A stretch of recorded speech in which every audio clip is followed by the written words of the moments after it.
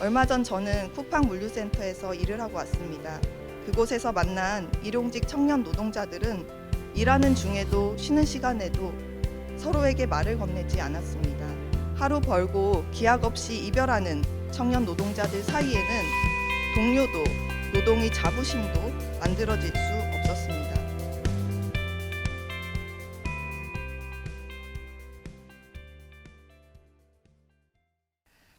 청년 여러분, 안녕하십니까? 안녕하십니까? 안녕하십니까? 묻고 또 묻지만 안녕하지 못한 여러분의 이름이 청년입니다. 여러분이 안녕하지 못한 이유는 무엇입니까? 페미니즘 때문입니까? 검수완박이 되지 않아서입니까? 대통령의 지지율이 떨어져서입니까? 사실은 그런 것이 아니라 일자리가 없어서 아닙니까? 티슈처럼 쓰고 버려져서 아닙니까? 평생 마음 놓고 살 집 하나 없어서 아닙니까? 그리고 정말 오늘의 노동이 고되고 힘들어서 아닙니까? 그런데 청년의 고통을 페미니즘 탓으로 돌리고 투표 행위 하나만으로 청년들이 진보냐 보수냐를 가르는 이들은 누구입니까? 대체 누가 청년의 삶에 진짜 관심이 있습니까? 지난 보궐선거 이후 온 정치권이 청년을 말하고 있습니다. 청년을 규정하고 청년을 분석하고 청년에 대해 논평을 하고 있습니다. 청년에게서 어떻게 표를 가져올까 골몰하는 이들은 차고 넘치는데 청년의 삶을 정말로 바꾸기 위해 치열한 세력은 잘 보이지 않습니다. 평소에는 청년의 삶을 정치의 중심에 놓지 않은 채 선거 전후로만 청년을 찾는 기성정당들의 행태는 지겹도록 반복되어 온 역사입니다. 변화에 대한 기대로 가슴이 두근거렸던 때가 있었습니다. 대통령을 탄핵시킨 촛불의 힘을 확인했을 때였습니다. 나라가 한번 뒤집히는 변화는 저 옛날 86 세대의 청춘에만 가능했던 것이 아닐 거라는 희망을 느꼈었습니다. 그리고 이제 4년의 시간이 흘렀습니다. 마치 꿈을 꾼 듯 그 광장의 열기는 손안의 모래알처럼 사라져 버렸습니다. 우리의 삶은 그다지 변하지 않았고 부패한 권력을 끌어내렸더니 진보를 참칭한 기득권의 민낯이 드러났습니다. 희망을 갖는 것마저 주저하게 만드는 시대입니다. 이제 개천에서 용나는 방법은 주식과 비트코인과 영끌밖에 없습니다. 출발선의 격차와 켜켜이 쌓인 특권 속에 공정한 경쟁은 허상이 되었습니다. 청년들이 고작 공정을 요구하고 있는 것에 기득권들은 안도하고 있을지 모르겠습니다. 하지만 우리에게는 더 많은 변화를 요구할 자격이 있습니다. 일자리 몇 개 만들고 약간의 지원을 해주고 일부 지자체에서 시범 사업을 하는 것만으로는 청년의 삶이 변하지 않습니다. 청년에게 필요한 것은 시혜적이고 부분적인 지원이 아니라 권력과 자원을 다시 분배하는 것입니다. 이미 우리 사회 대부분의 것들은 기득권이 잠식했고 그들은 자신의 자식들에게만 그 권력과 자원을 물려줄 것입니다.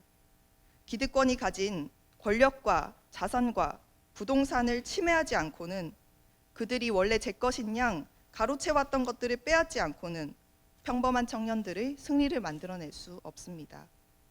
정치 기득권, 대기업 기득권, 부동산 기득권과 전쟁을 벌여 이기겠다는 용기를 내는 정치만이 청년의 삶을 달라지게 만들 수 있습니다. 저희 정치는 불안함에서 출발했습니다.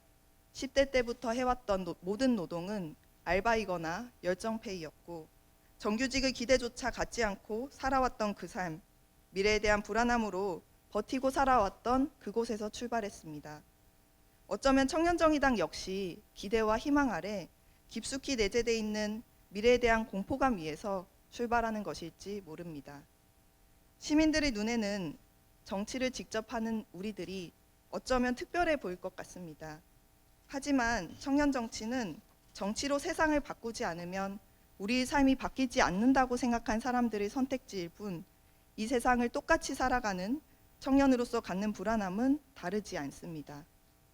얼마 전 저는 쿠팡 물류센터에서 일을 하고 왔습니다. 하루짜리 근로계약을 맺고 기계처럼 일을 하다가 잠깐 휴대폰을 꺼내 시간을 확인했다고 혼이 났습니다. 그곳에서 만난 일용직 청년 노동자들은 일하는 중에도 쉬는 시간에도 서로에게 말을 건네지 않았습니다. 하루 벌고 기약 없이 이별하는 청년 노동자들 사이에는 동료도 노동의 자부심도 만들어질 수 없었습니다. 모든 청년들이 의미 있는 일자리를 원하지만 많은 청년들이 영혼을 담을 수 없는 일을 하며 살아갑니다.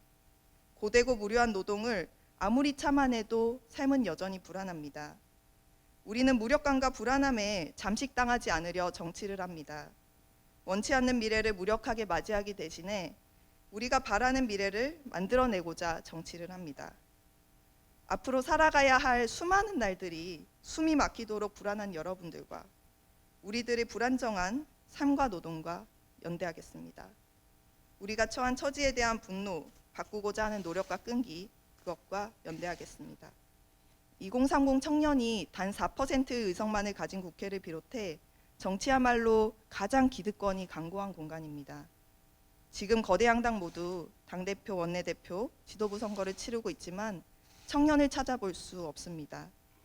다른 목소리를 낸 청년 정치인들에 대해 철없다, 배은망덕하다, 손가락질하는 기득권은 여느 당에나 있습니다.